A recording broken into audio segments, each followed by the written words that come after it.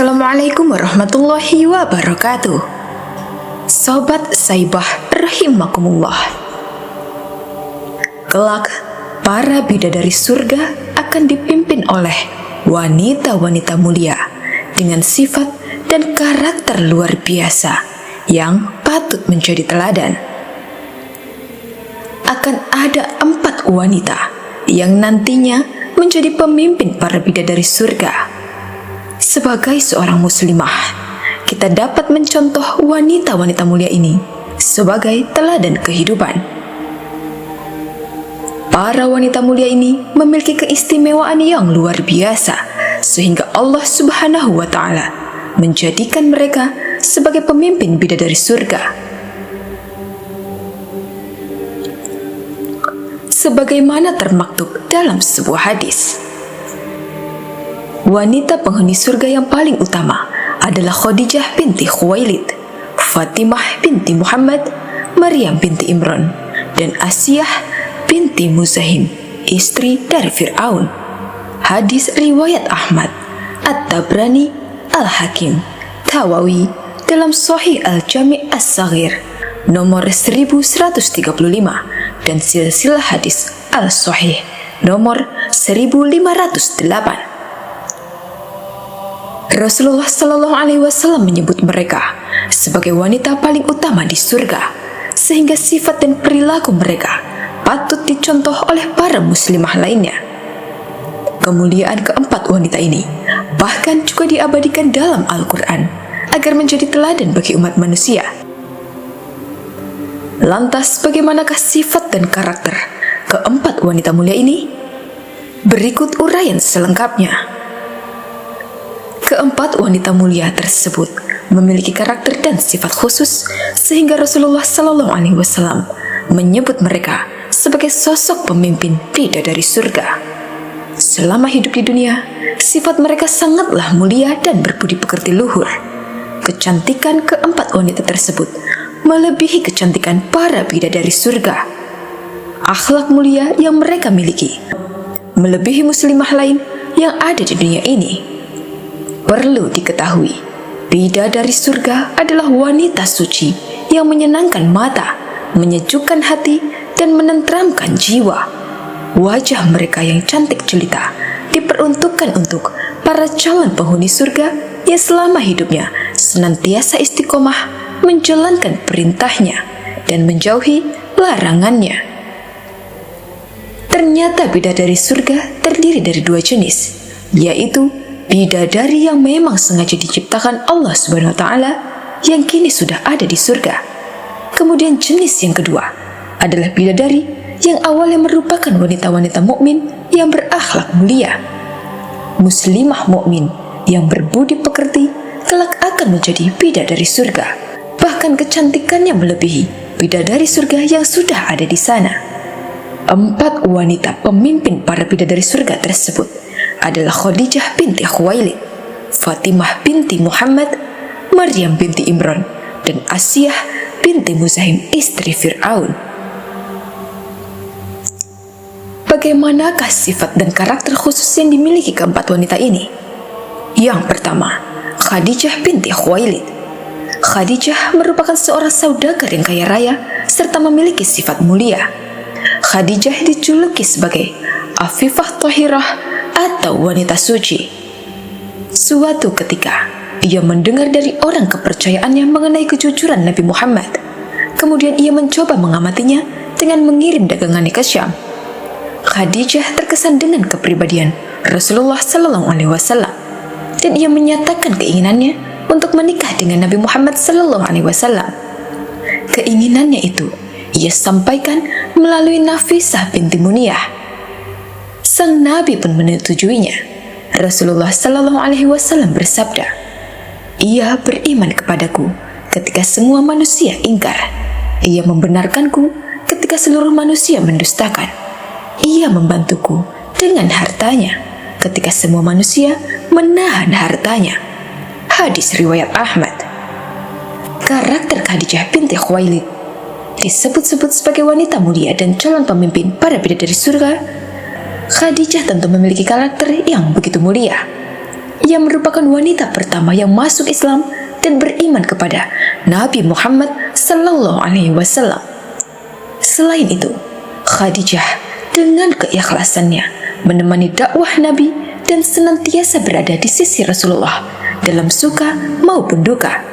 Saat semua orang meninggalkannya, Khadijah tetap menemaninya dengan setia. Ibunda Khadijah juga mengeluarkan semua hartanya untuk dakwah sang Nabi menjalankan misi kerasulan. Inilah mengapa Allah Subhanahu wa Ta'ala menyediakan posisi khusus untuknya di surga. Kepadanya disiapkan Allah berupa istana dari khasab, yaitu istana dari mutiara yang kering yang terletak di antara rumah Maryam binti Imran dan rumah Asiyah binti Muzahim. Yang kedua, Fatimah binti Muhammad. Fatimah Az-Zahra merupakan putri kesayangan Nabi Muhammad sallallahu alaihi wasallam yang memiliki sifat dan karakter yang luar biasa. Bahkan ia dikenal sebagai sosok yang cerdas dan pemberani. Fatimah selalu patuh dan hormat kepada kedua orang tuanya. Bahkan ada riwayat yang menyebutkan keberanian Fatimah mencegah kaum kafir saat menzalimi ayahnya. Kemudian ia menikah dengan Ali bin Abi Thalib, salah satu sahabat Nabi yang merupakan khalifah umat Islam yang keempat. Menjadi wanita yang disebut akan menjadi pemimpin bidadari surga, Fatimah binti Muhammad memiliki karakter yang menakjubkan. Fatimah merupakan seorang anak yang sangat patuh dan hormat kepada kedua orang tuanya. Saat menjadi istri, Fatimah juga sangat patuh dan hormat kepada suaminya, Ali bin Abi Thalib. Yang ketiga, Maryam binti Imran. Maryam binti Imran merupakan ibunda Nabi Isa alaihissalam. Ia lahir dari keturunan pemuka Bani Israel. Allah menitipkan bayi suci di dalam rahimnya, yang ternyata menjadi ujian paling berat dalam hidup Maryam. Ia dihina dan zalimi karena hamil tanpa suami. Padahal ia adalah seorang wanita suci yang mulia. Sehingga kemudian ia lari dalam pengasingan dan melahirkan seorang diri ditemani malaikat Jibril. Setelah lahir, ternyata bayi yang lahir adalah utusan Allah Subhanahu wa Ta'ala yang sudah bisa berbicara sejak dilahirkan. Maryam binti Imran adalah wanita mulia yang senantiasa menjaga kesuciannya. Meski mendapat ujian yang berat, Maryam tetap sabar dan menjalaninya dengan perjuangan. Ia juga sabar menghadapi fitnah dan hinaan yang ditujukan kepadanya selama mengandung sang bayi suci. Dan yang terakhir adalah Asiyah binti Muzahim. Berbeda dengan suaminya yang kejam dan bengis, Asiyah binti Muzahim memiliki kepribadian yang lembut. Bahkan ia membesarkan Nabi Musa alaihissalam. Setelah mendengar mukjizat Nabi Musa, Asiyah binti Muzahim beriman kepadanya. Mengetahui hal itu, Fir'aun langsung menyiksanya dengan kejam. Asiyah binti Muzahim berdoa kepada Allah Subhanahu wa Ta'ala yang diabadikan dalam surah At-Tahrim ayat 11. Ya Tuhanku, bangunkanlah untukku sebuah rumah di surga dan selamatkan aku dari raja kaum yang zalim. Asiyah istri Fir'aun punya keyakinan yang kuat dalam mempertahankan akidah, keteguhan iman kepada Allah meskipun disiksa dengan kejam oleh Fir'aun. Wanita yang tidak tergiur harta, kemewahan, dan kekuasaan. Padahal suaminya adalah seorang raja. Wanita yang lemah lembut kepada kaum yang lemah. Wanita yang sabar dan cerdas dalam mengendalikan keadaan. Menyelamatkan Nabi Musa pada waktu masih bayi. Itulah keempat wanita mulia yang kelak akan menjadi pemimpin bidadari surga.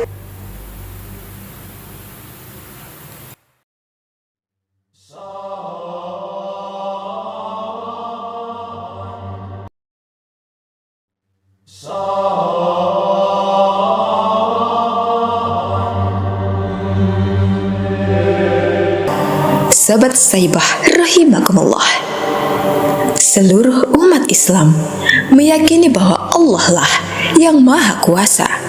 Allah dapat menciptakan segala sesuatu apapun dan juga sangatlah mudah untuk menghancurkan suatu apapun, termasuk seluruh alam semesta dan segala isinya. disebutkan ada beberapa tanda-tanda kiamat atau hari akhir yang disebutkan di dalam Al-Quran, dan salah satunya yaitu kemunculan Dajjal. Seperti yang diriwayatkan oleh baginda Nabi Muhammad SAW, Dajjal diketahui akan menyebarkan fitnah yang dahsyat di muka bumi ini. Dalam hadis riwayat Muslim, Rasulullah bersabda, "Tidak ada satupun makhluk sejak Nabi Adam diciptakan hingga terjadinya kiamat yang fitnahnya lebih besar dari Dajjal." Dijelaskan dalam sebuah hadis yang sahih, kelak di akhir zaman, para pengikut Dajjal kebanyakan berasal dari kaum wanita, terutama seorang yang senantiasa bermaksiat dan melanggar perintah agama.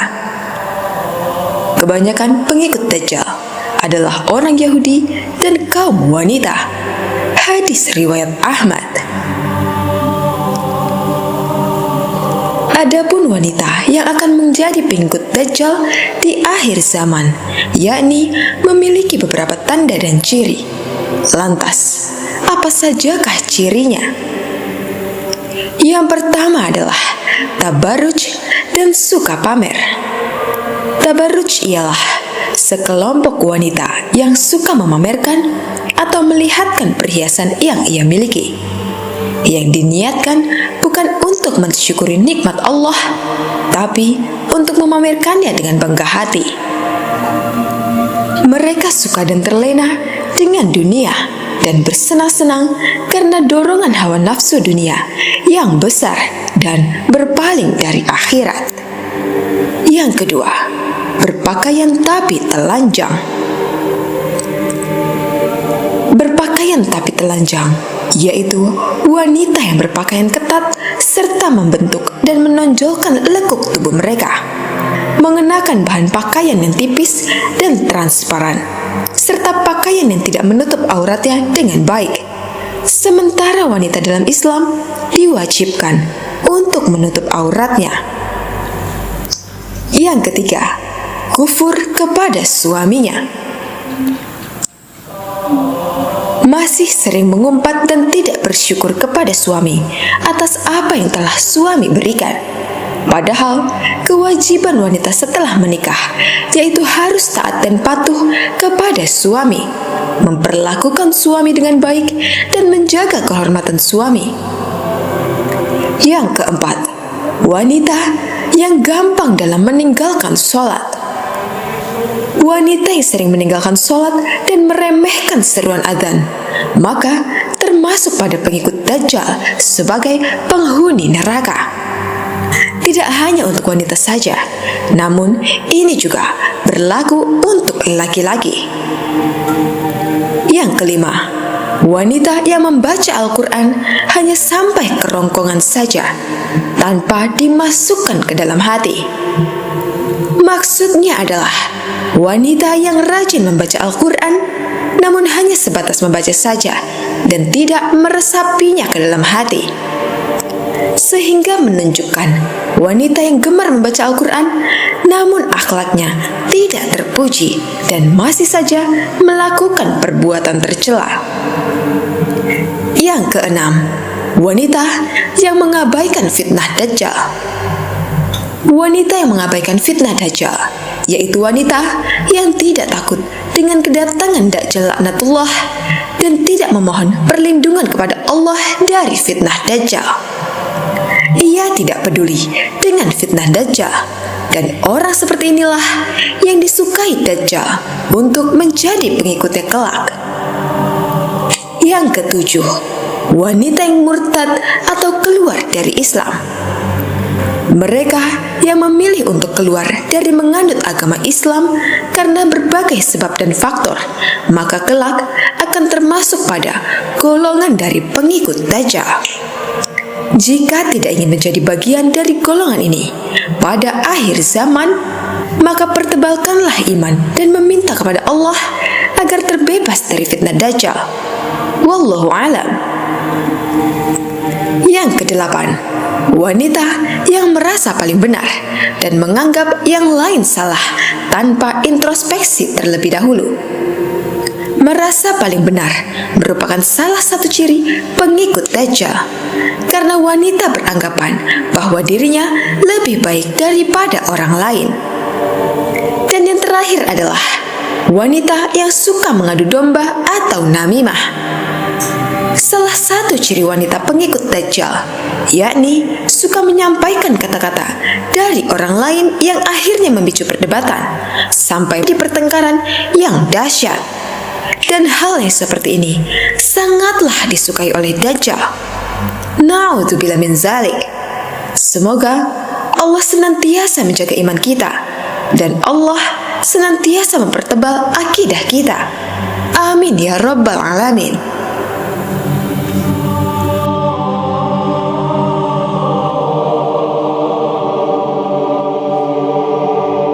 Sobat Saibah rahimakumullah, keberadaan jin sebagai makhluk ciptaan Allah tidak berbeda jauh dengan manusia. Golongan mereka sangat beragam.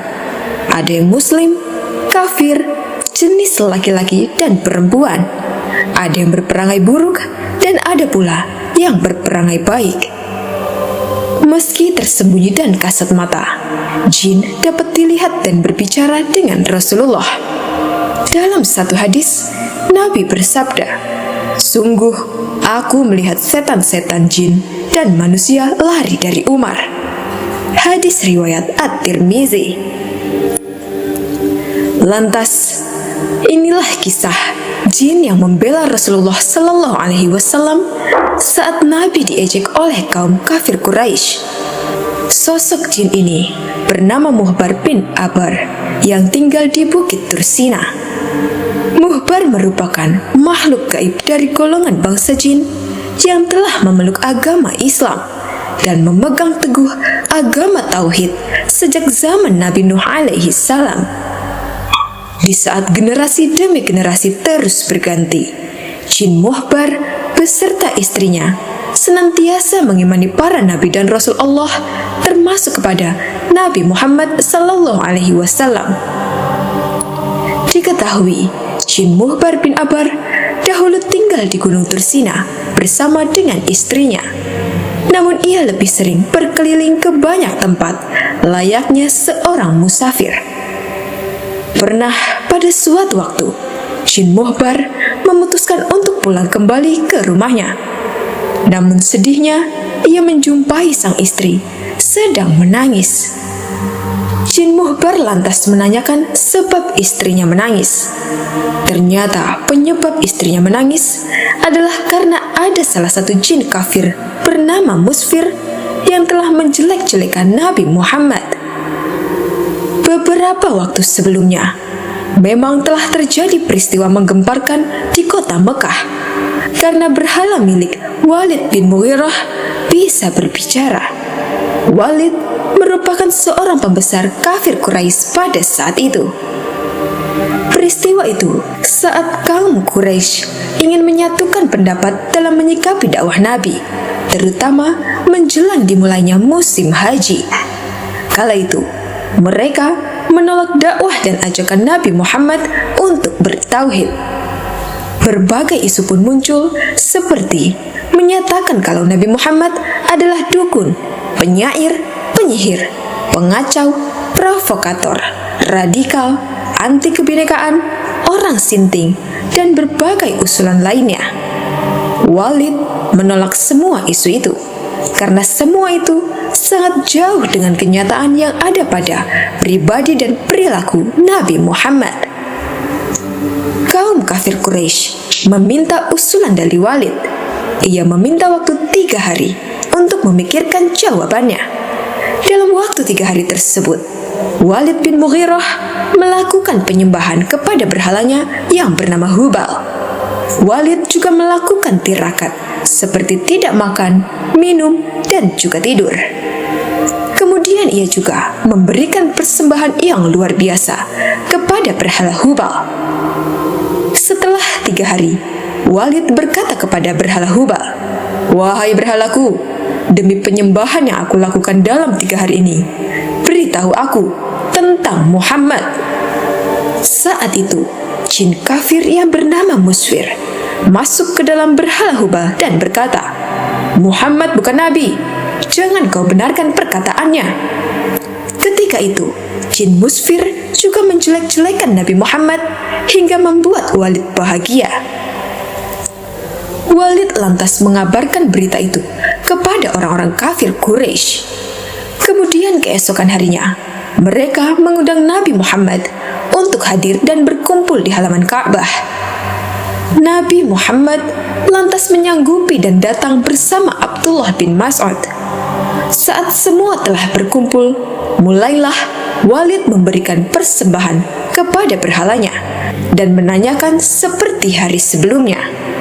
Jin Musfir segera masuk ke dalam berhala Hubal, kemudian berbicara dan menjelek-jelekan Nabi Muhammad. Nabi Muhammad sangat sedih sekali mendengar hal itu, karena dia tahu kalau yang berbicara itu sebenarnya adalah setan yang terkutuk. Setelah mendengar patung Hubal yang bisa berbicara, kaum kafir Quraisy sontak bersorak gembira. Jadi peristiwa inilah yang awal mulanya membuat istri Jin Muhbar menangis terseduh-seduh. Setelah mendengar penjelasan dari istrinya, Jin Muhbar lantas sangat marah sekali. Ia kemudian mencari jejak jin kafir Musfir dan mengejarnya hingga membawanya ke Mekah. Ketika Jin Muhbar berhasil menemukannya di antara Bukit Safa dan Marwah, ia lantas membunuhnya di sana. Setelah membunuh Jin Musfir, Jin Muhbar lantas bertemu dengan Nabi Muhammad SAW. Jin Muhbar lalu menceritakan siapa dirinya dan menceritakan jika ia baru saja membunuh jin kafir dan jahat bernama Musfir. Ia menceritakan bahwa jin itu sudah dibunuh di antara Bukit Safa dan Marwah. Kepalanya terpotong dan berada di kandang kuda, sedangkan badannya terbagi di antara Safa dan Marwah menyerupai seekor kambing tanpa kepala. Jin Muhbar juga menunjukkan pedangnya yang masih berlumur darah Jin Musfir. Setelah mendengar kabar dari Jin Muhbar, Nabi Muhammad lantas merasa gembira sekali. Nabi lantas mendoakan kebaikan kepada Jin Muhbar. Jin Muhbar kemudian ingin mengejek-ngejek berhala orang-orang kafir Quraisy, sebagaimana mereka telah mengejek Nabi Muhammad SAW. Pada kesempatan selanjutnya, orang-orang kafir Quraisy kembali mengundang Nabi Muhammad di pertemuan keesokan harinya. Saat hari yang ditentukan telah tiba, Nabi Muhammad hadir dan mendapati orang-orang kafir tengah sibuk menghiasi berhala Hubal dengan perhiasan dan sesembahan. Orang kafir Quraisy kemudian meminta berhala Hubal untuk mengejek Nabi Muhammad kembali. Saat itulah Jin Muhbar lantas masuk ke dalam berhala Hubal dan mengeluarkan perkataan yang sangat mengagetkan kaum kafir Quraisy. Patung berhala itu berkata, "Wahai penduduk Mekah, ketahuilah bahwa Muhammad ini adalah nabi yang hak. Agamanya benar. Ia mengajak kepada jalan yang benar. Kalian semua dan berhala-berhala kalian ini tidak ada gunanya. Jika kalian tidak membenarkan dan mengimaninya, maka kalian akan berada di neraka jahanam dan kekal di dalamnya. Ikutilah Muhammad. Ia adalah Nabi Allah dan makhluk terbaiknya." Setelah mendengar perkataan aneh dari berhala Hubal itu, Abu Jahal lantas bangkit dan membanting patung berhala itu ke tanah sampai pecah berkeping-keping. Setelah melihat hal itu, Nabi Muhammad lantas pulang dengan hati yang gembira atas perjuangan Jin Muhbar. Nabi Muhammad lalu memberikan nama baru kepada Jin Muhbar, yaitu dengan nama Abdullah bin Abar. Jin Muhbar ini lantas sangat gembira atas pemberian nama baru oleh Nabi Muhammad. Ia bahkan menyenandungkan syair untuk membanggakan nama barunya dan perjuangannya dalam membela Nabi Muhammad. Semoga kisah ini bermanfaat dan bisa menambah rasa cinta kita kepada Nabi Muhammad. Dan semoga kita semua mendapat syafaat beliau di akhirat kelak. Amin ya rabbal alamin.